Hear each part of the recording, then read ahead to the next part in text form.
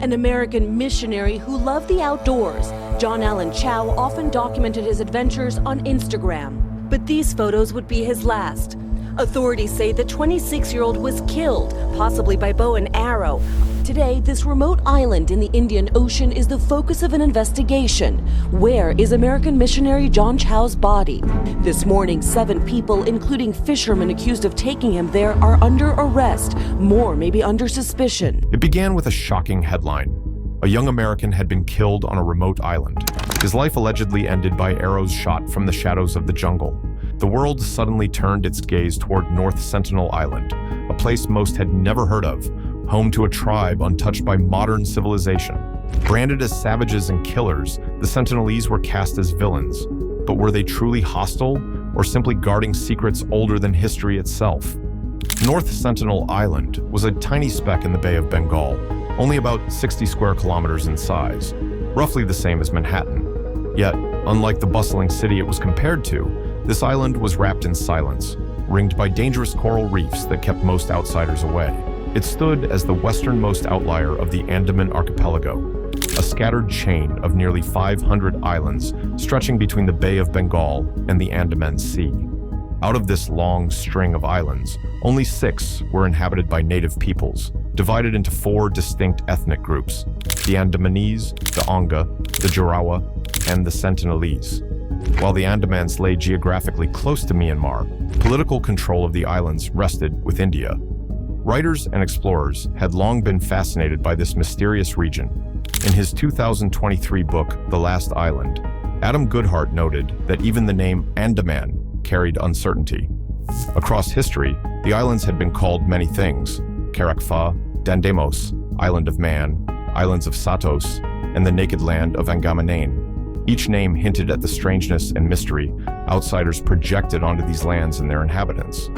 But among all these islands and peoples, none drew more curiosity or fear than the Sentinelese themselves. Who exactly were they, and where had they come from? For centuries, the Sentinelese and their neighbors were trapped in the imaginations of outsiders, often painted in dark and frightening colors.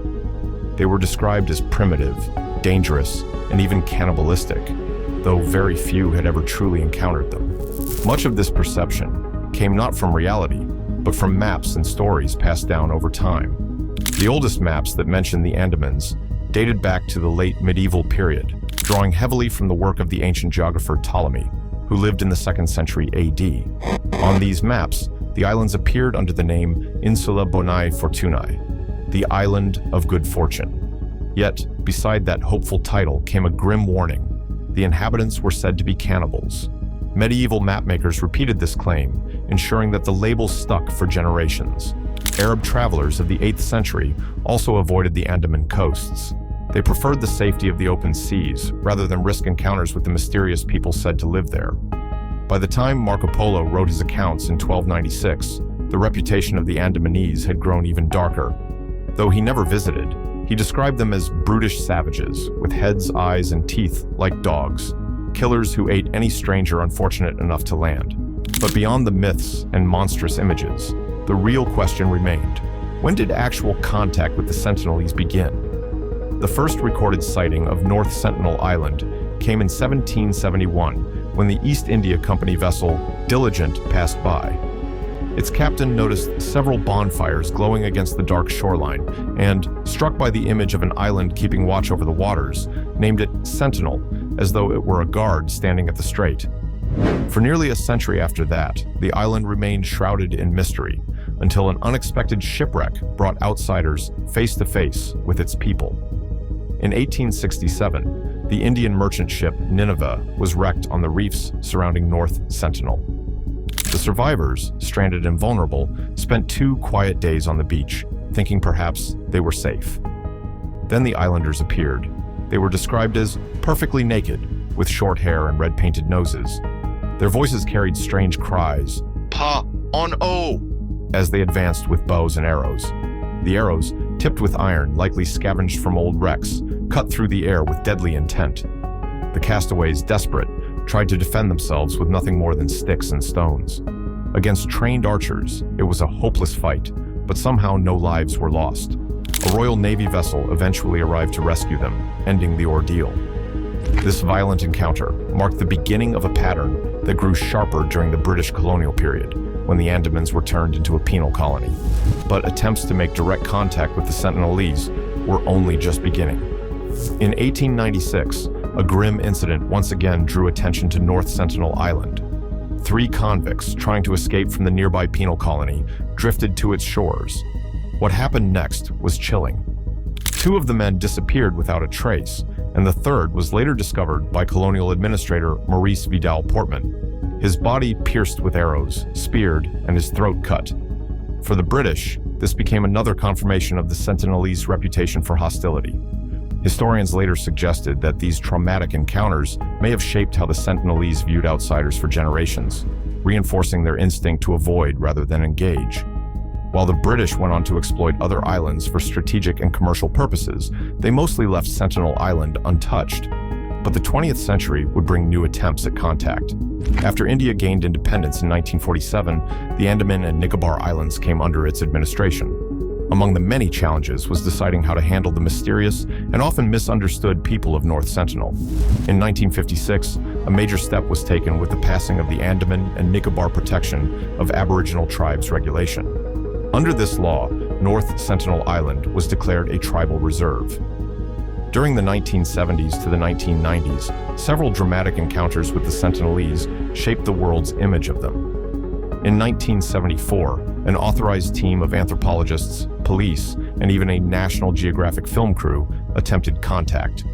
They brought gifts such as coconuts, a miniature car, a live pig, a doll, and aluminum pots. The response was swift, a volley of arrows, one of which struck the director in the leg. The pig was speared, the doll was torn apart, and both were buried, though the coconuts and cookware were accepted. A year later, in 1975, Belgium's former king, Leopold III, toured by boat. When a Sentinelese man aimed a bow at him, the king found it amusing and wisely kept his distance. In 1981, the freighter Primrose ran aground near the island.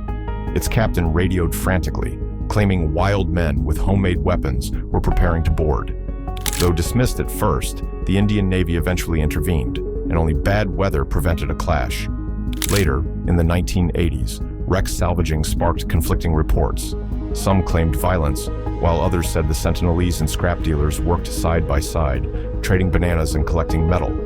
By 1991, a breakthrough came. Dr. Madhumala Chattopadhyay, part of a welfare team, exchanged coconuts with the tribe, smiling to ease tensions. This marked the first friendly contact. But soon after, the government reconsidered further visits.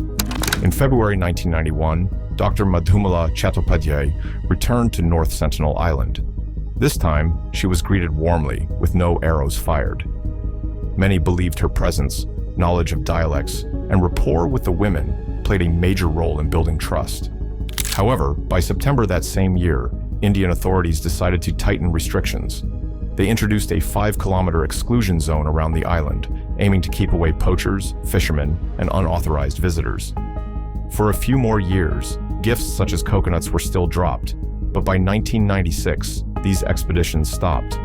Officials concluded the Sentinelese were healthy and self-sufficient, and that ending such visits would reduce the risk of diseases and violence. The Indian Navy and Coast Guard continued to patrol the waters instead. A major test came on December 26, 2004, when the Indian Ocean tsunami struck. A helicopter survey revealed that the reefs had been uplifted, but the Sentinelese had survived. One iconic photograph showed an archer aiming his bow defiantly at the hovering aircraft. Journalist Adam Goodhart later described the figure as a tinsel black body, like a Paleolithic cave painting. Still, dangers remained. In 2006, 2 fishermen were killed after their boat drifted onto the shore while poaching.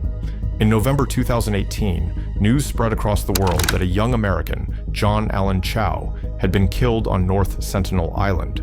Early reports said the 27-year-old was struck by arrows after entering the island's exclusion zone illegally with the help of local fishermen. Friends, however, described him as a devoted Christian who combined his faith with volunteer work in places like South Africa, Kurdistan, and Burma. Chau had first visited the Andamans in 2015. On November 14, 2018, He rented a boat and reached near the island with the help of a fisherman named K.S. Alexander.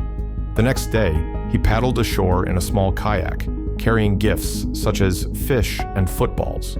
His diary recorded his impressions of the islanders. He estimated about 250 people in small groups. He shouted words of love and faith, saying, "My name is John. I love you, and Jesus loves you." One young boy fired an arrow that pierced the Bible he held against his chest. Despite being injured, Chau returned the following day. Fishermen later reported seeing his body dragged and buried in the sand.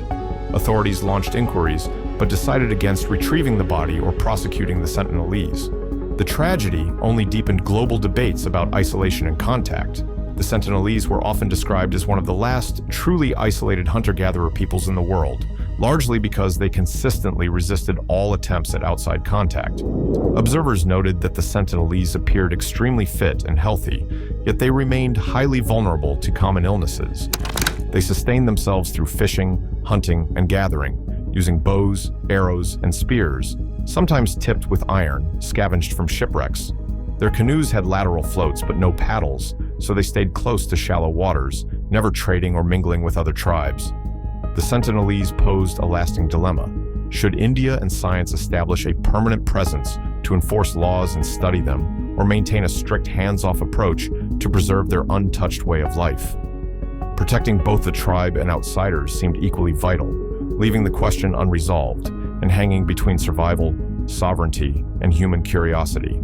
That's all for today's dive into this chilling case. Which part struck you the most? The mystery or the horror? Share your thoughts in the comments, and don't forget to like and subscribe to the Suspense Room for more true crime stories.